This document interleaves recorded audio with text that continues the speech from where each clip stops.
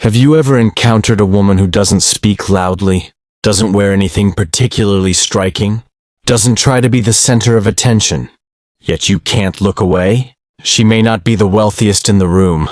She may not have the highest social status, the flashiest fashion, or the loudest laugh, but something in her presence, an unshakable stillness, commands attention. It's not charm. It's not charisma. It's not status. It's self-rust. That's not a typo. It's not self-trust misspelled. It's a deeper, more intimate version of trust. Self-rust. The quiet, rusted over but unbreakable trust in the self that remains even after the storms of life have passed through. After the paint has chipped, after the masks have fallen, the kind of trust that ages beautifully. And the most magnetic women? They possess it.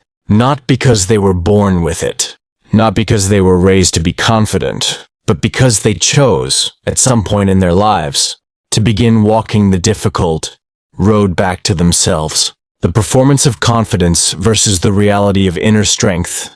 Modern life rewards performance.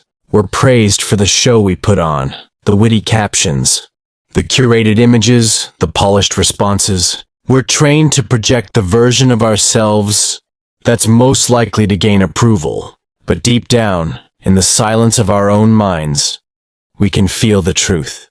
That what we're projecting isn't who we really are. Carl Jung, one of the most influential depth psychologists in history, called this phenomenon the persona, a kind of social mask we wear to navigate expectations. The danger of the persona isn't in wearing it. Sometimes, we must. It's in believing it's all we are. Beneath the performance lies the self, not the ego. Not the mask, but the raw, primal, untouched version of who you are. This version doesn't need to be liked. It doesn't crave validation. It's whole, intact, sacred. The further we drift from that version, the more insecure we feel. Not because we're inadequate, but because we've lost self-rust. What is self-rust? Self-rust is more than confidence. It is unshakable alignment between your inner truth and your outer life. It is not born from reading self-help books, attending seminars, or repeating affirmations in the mirror, though those things can help. It is born from the deep, often painful, always courageous journey inward. A journey that forces you to face your fears, your contradictions, your wounds, and to embrace them, not as flaws, but as sacred aspects of your wholeness. Self-rust is what remains when you know your truth, and choose not to abandon it, even when it's inconvenient, even when no one is watching, even when choosing it costs you relationships, comfort, or reputation. It is the most magnetic quality a woman can possess, not because it makes her seductive, but because it makes her sovereign. The cost of abandoning the self. Ask yourself honestly, do you trust yourself when no one's watching? When your phone is off, your makeup is off, and the world is quiet? Do you feel at home in your body? Or do you doubt your own thoughts? Silence your own needs? Make decisions based on fear rather than intuition? The truth is, many of us have been trained to betray ourselves, not through dramatic acts of self-sabotage, but in subtle, quiet ways. Saying yes when you mean no. Laughing at jokes that hurt you. Staying in conversations that drain your energy. Holding back tears because you were taught they make you weak. Staying silent when something inside you screams to be spoken. These daily betrayals seem small, but over time, they chip away at your inner bond. They send a message to your psyche. You are not trustworthy. And when trust in yourself erodes, so does everything else. Your confidence, your voice, your clarity. The crisis of identity. Jung believed that humanity's deepest modern wound isn't a lack of religion or morality. It's a crisis of identity. A disconnection from the inner self. A forgetting of who we really are. And here's the thing. When you forget yourself, you become a puppet of the world around you. You become reactive, easily swayed by trends, opinions, fears. You seek advice from everyone but yourself. You second-guess your instincts. You chase validation like oxygen. You live in performance, not in presence. And performance, no matter how perfect, is exhausting. Because it takes energy to pretend. It takes no energy to be. A woman with self-rust is no longer performing. The lighthouse analogy.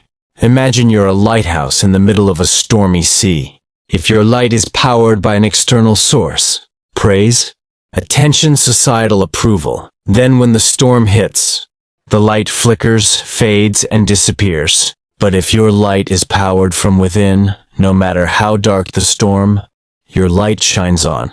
A woman with self-rust is that lighthouse. She stands, not because she's never doubted herself, but because she's chosen to return to herself every time she's wandered. The social mask versus the sacred self. Jung called the version of us that conforms to external expectations the persona.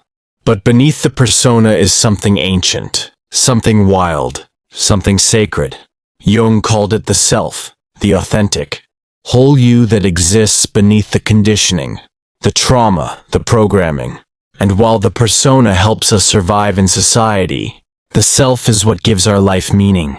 When we lose touch with the self, we begin to live from performance. But when we reconnect, we begin to live from presence.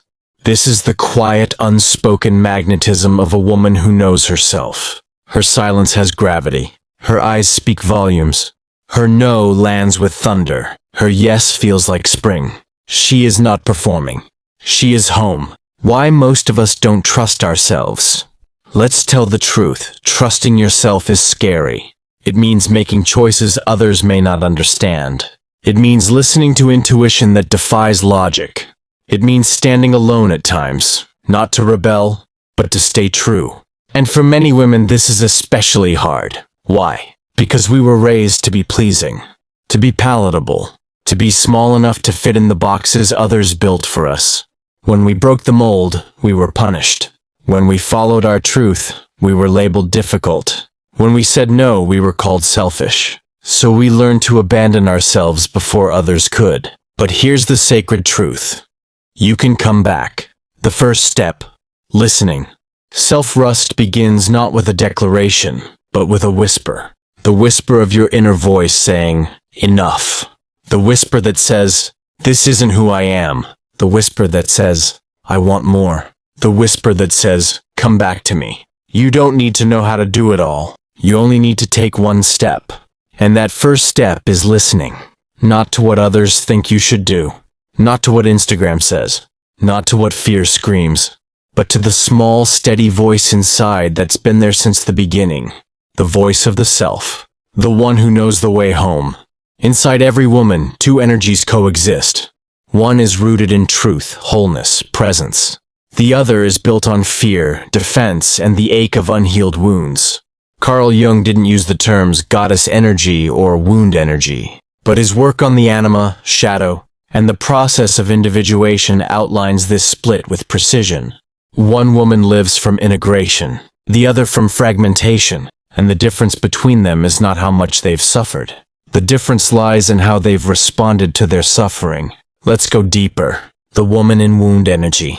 A woman in wound energy isn't weak. She's not broken. She's simply unaware that the forces guiding her aren't really her. They're echoes of pain from the past, unhealed traumas, inherited fears, unmet childhood needs, masquerading as instincts, preferences, or even ambition.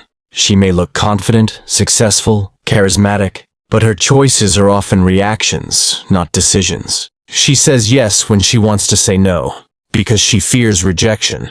She overachieves not because it fulfills her, but because she's afraid of being unseen. She falls for emotionally unavailable partners, not because she doesn't know better, but because part of her believes love must be earned, not received. She's constantly on, alert, analyzing, pleasing, because silence makes her feel unsafe. Underneath the surface, she's waiting to be chosen, waiting for someone to finally see her, waiting for life to feel safe. But the world she's built around her is one of performance, not presence. Jung called this living from the shadow self, where the parts of us we reject or suppress unconsciously take over our behaviors. These women aren't irrational. They're misaligned. They aren't lost. They're just not home yet. The woman in goddess energy. Now picture a woman who doesn't ask for permission to be herself. She moves without explaining. She rests without guilt. She speaks without rehearsing. She sets boundaries, not to hurt others, but to protect herself. This is a woman in goddess energy. She's not perfect. She cries. She makes mistakes. She has doubts. But none of that makes her feel less than. She's reconciled with her contradictions. She doesn't pretend to be fearless. She simply doesn't let fear lead the way. When she walks into a room, you notice her not because she demands attention, but because she doesn't need it. Her presence feels like a mirror. Around her, people remember who they are. Jung might say she's begun the individuation process. She has confronted her shadow. She's integrated the exiled parts of herself. She's no longer a prisoner of unconscious patterns. She is whole. Not because she's healed everything, but because she's not afraid of what still needs healing. Goddess versus wound. Same pain, different relationship. Let's be clear, both women have wounds. The woman in goddess energy doesn't rise because she avoided pain. She rises because she walked through it, saw what it was trying to teach her, and didn't flinch. She became stronger, not from resistance, but from radical honesty with herself. The woman in wound energy, however, still runs from that pain. She hides it beneath productivity, perfectionism, relationships, or numbing habits. She's trying to outrun the feeling that something inside her is broken. The truth? Nothing inside her is broken. She's simply guided by ghosts she hasn't yet named. How the two energies show up in daily life. Situation: woman in wound energy, woman in goddess energy. Conflict in a relationship feels panic, fears abandonment, over-explains, blames herself, breathes, speaks clearly, asserts her needs without apology. Rejection spirals into self-doubt, takes it personally, acknowledges the pain, doesn't make it mean she's unworthy. Comparison feels inferior or jealous, tries to match others, celebrates others, remembers her own lane. Stillness feels anxious, needs noise or stimulation, feels safe in silence, uses it to listen inwardly. Love performs to be chosen. Overgives, chooses herself first. Knows love starts within. Every day, in small moments, you're choosing goddess or wound, presence or performance, wholeness or fear. The shadow archetype. Jung's theory of the shadow is key to understanding these energies. The shadow contains all the parts of us we reject: anger, neediness, jealousy, sadness, selfishness. For the woman in wound energy, these parts feel dangerous, so she suppresses them. But the more she pushes them down, the more they unconsciously run her life. A woman in goddess energy, on the other hand, has met her shadow. She knows her darkness, and because of that she doesn't fear it. She owns her anger without acting out. She honors her sadness without drowning in it. She accepts her desire without shame.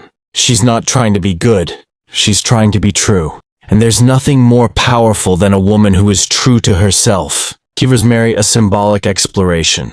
Let's go deeper into mythology. In Christianity, Eve and Mary represent two symbolic expressions of the feminine. Eve reaches for the forbidden. She's curious. She's tempted. She's blamed. She acts from a place of unconscious desire. She represents the woman still caught in wound energy. Not inherently bad, but driven by shadows she hasn't made peace with.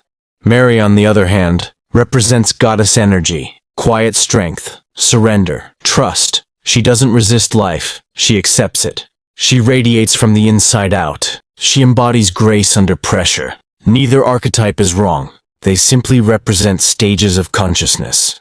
And in truth, every woman carries both within her. Recognizing when you're in wound energy. Here are subtle signs. You feel anxious when people don't reply. You try to control how others perceive you. You replay conversations in your head, worried you said something wrong. You struggle to say no without over-explaining. You feel threatened by confident women. You believe you must earn love, rest, or worthiness. These are not flaws. They are signals. Signals that your true self, the one underneath all the layers, is trying to return. Stepping into the goddess. To begin living from your goddess energy, you don't need to change everything overnight. You only need to do one thing. Pause. When you're about to respond out of fear, pause. When you feel yourself shrinking, pause. When you're tempted to chase approval, pause and ask, is this coming from my fear or my truth? That moment of pause, of choosing differently, is where power is born. That's how you shift. Not through force, but through presence, confidence. It's one of the most misunderstood qualities in the modern world. We are told to chase it, to perform it, to fake it until we make it, to project it with perfect posture, curated words, social poise, or charismatic energy. We think confidence means speaking louder, appearing composed, getting more likes, impressing a room. But Carl Jung had a different idea. To Jung, confidence isn't something you acquire. It's not built from achievements, applause, or affirmations. True confidence is what emerges when the soul is aligned with itself. Let's be clear. Confidence doesn't rise when you're perfect. It rises when you're whole. What real confidence feels like. Imagine this. You walk into a room. You don't know anyone. You're not wearing your best outfit. You don't have a rehearsed story, but you feel steady, centered, aware. You aren't performing. You're just being. You smile, not to impress, but because you feel open. You make eye contact, not to assert dominance, but to connect. And if someone doesn't like you, you're not shattered. You simply remain. That's the quality of someone who isn't trying to convince the world of their worth because they've already convinced themselves. They've done the inner work, the ego and the shadow, the inner split. Jung's model of the psyche begins with a powerful truth. We are not whole when we are born. We become whole. But the path to wholeness isn't light and ease. It begins in darkness, in what Jung called the shadow. The ego, our conscious self, wants to be good, accepted, in control. But the shadow contains all the parts we've exiled. Our rage, our envy, our fear, our unmet needs, our inner child's voice, our unmet potential. And as long as the ego denies the shadow, we are split. We live in performance. We chase confidence like an object, a reward, a costume. But here's the catch. You cannot perform your way into confidence. You have to confront what's blocking it. Confronting the shadow, reclaiming power. Have you ever overreacted to a small comment and later asked yourself, why did I get so triggered? Sabotaged something good and felt powerless to stop it? Felt deeply insecure even after achieving something meaningful? That's your shadow in action. It's not trying to hurt you. It's trying to be seen. According to Jung, when we suppress our shadow, it doesn't disappear. It becomes the puppet master of our unconscious behaviors. But when we meet our shadow with honesty, something begins to shift. You stop fighting yourself. You start understanding yourself. And that is the beginning of real confidence. Confidence is integration, not imitation. Most people try to imitate confidence. They mimic the traits they admire. Speak louder. Make eye contact. Fake assertiveness. But this creates an internal split. You're doing things your body doesn't feel congruent with. And your nervous system knows it. So while you may look confident, inside you're tense, doubtful, and afraid of being found out. This is not confidence. It's performative survival. True confidence is different. It arises when the ego no longer has to wear armor. When the outer you and the inner you are no longer at war. When you speak not to be heard, but because your truth deserves voice. Confidence without foundation is fragile. Think of a beautiful skyscraper with no foundation. Impressive, tall, radiant, but when a tremor comes it crumbles. This is the confidence built only on praise, performance, and status. One bad comment can ruin your day. One rejection makes you spiral. One failure makes you doubt everything. This is because the confidence isn't real. It's rented. From the world, from attention, from results. A truly confident woman is like an ancient tree. Her power isn't in her height, it's in her roots. Her presence doesn't shout, it settles. It doesn't demand, it grounds. And when life shakes her, she sways.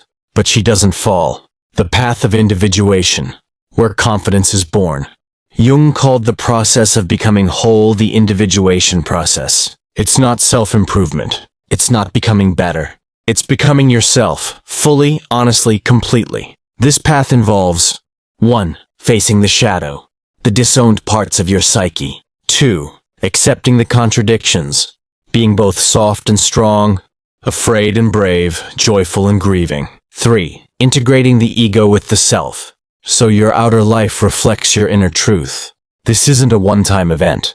It's a lifelong journey. But with each step, you feel more grounded, more present, more real. And with that reality comes a quiet confidence no one can give or take. Jung on action and integrity. Jung once said, "You are what you do, not what you say you'll do."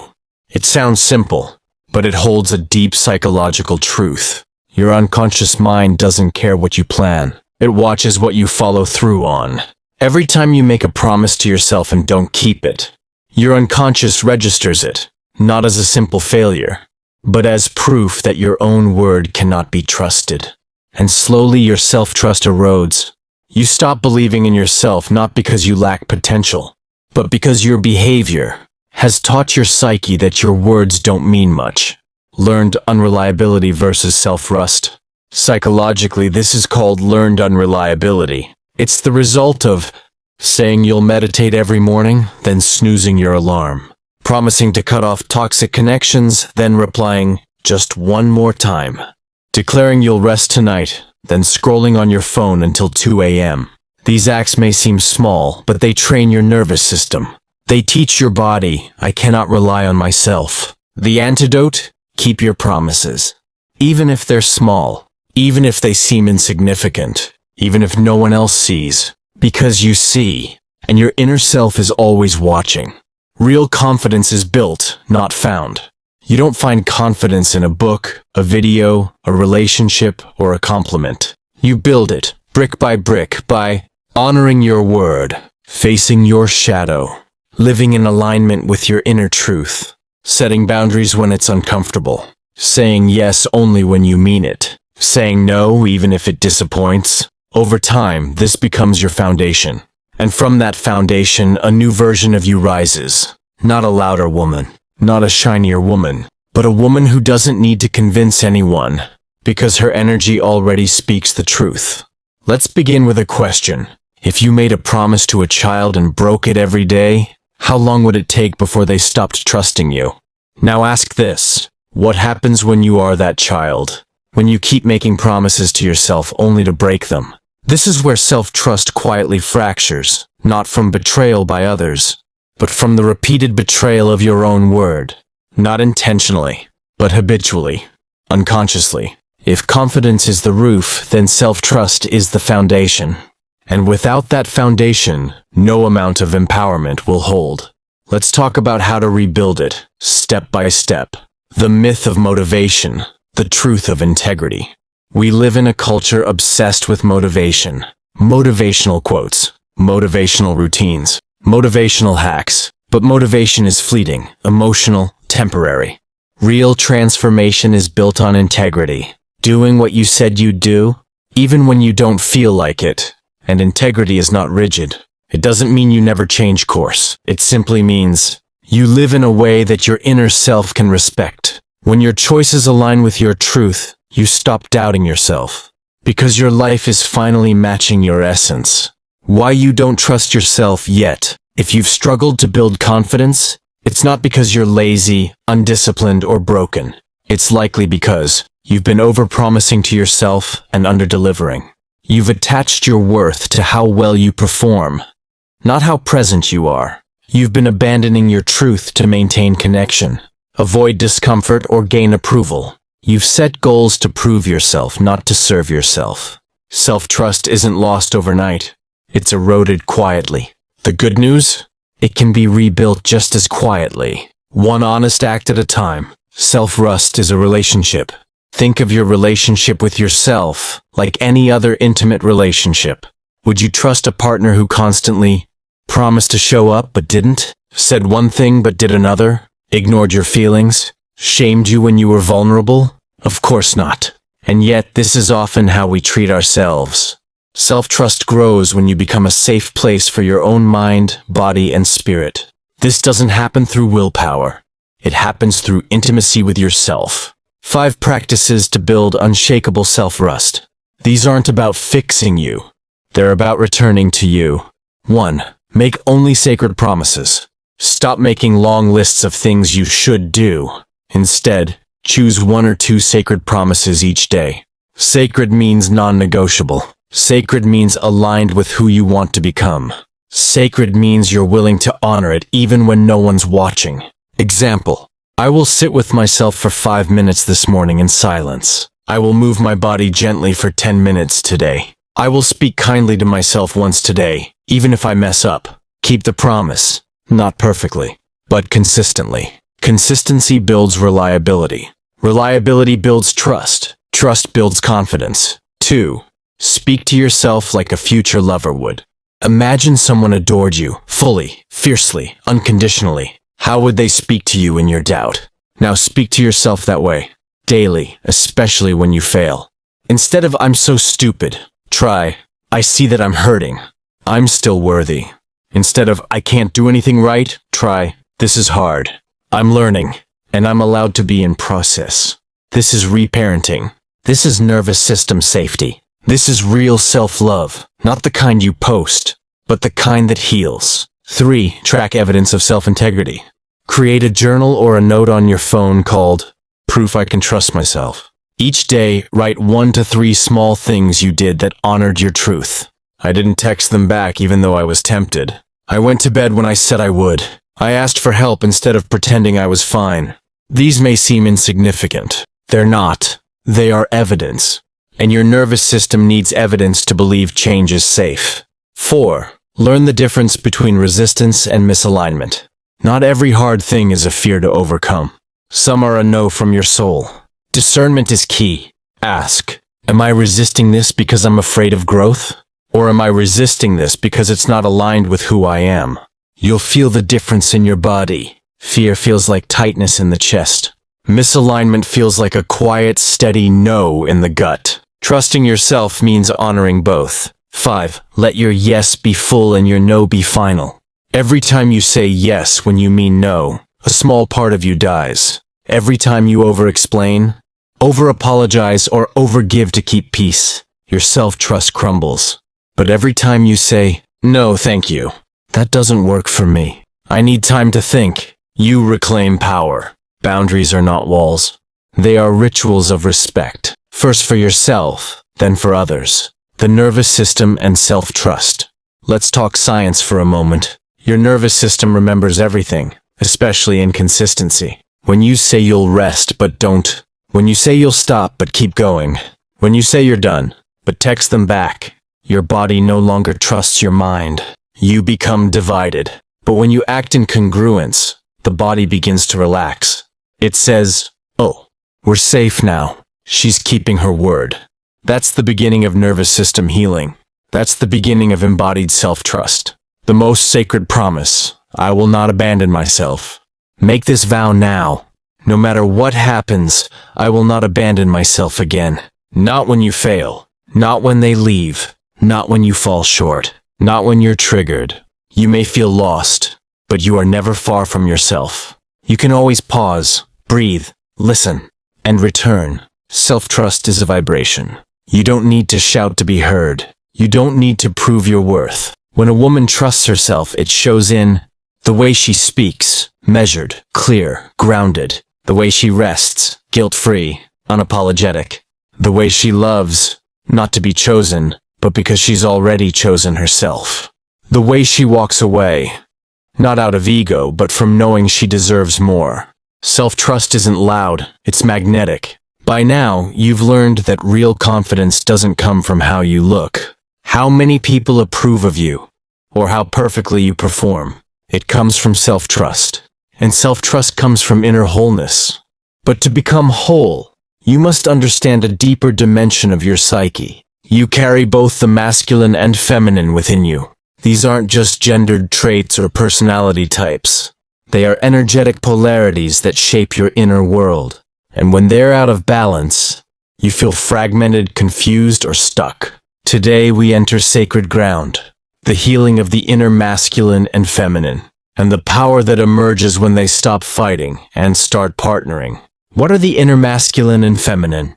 These two forces exist in all of us, regardless of gender identity. They are archetypal energies, ancient patterns that shape how we move through life. Let's define them.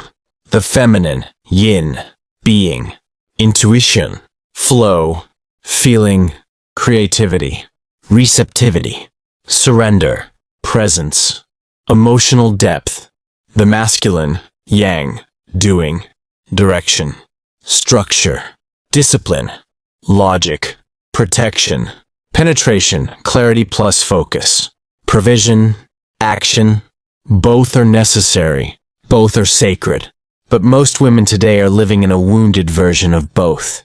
The wounded feminine and wounded masculine. Let's look at how these energies become distorted. The wounded feminine.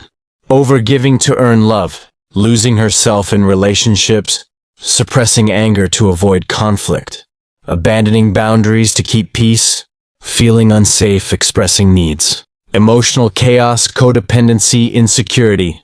This is the nice girl, the people pleaser, the emotional caretaker, always nurturing others, but rarely herself. The wounded masculine, control disguised as leadership, perfectionism masked as discipline, self-abandonment in the name of achievement, emotional repression and numbing, hyper-independence, inability to receive support, constant doing, never resting.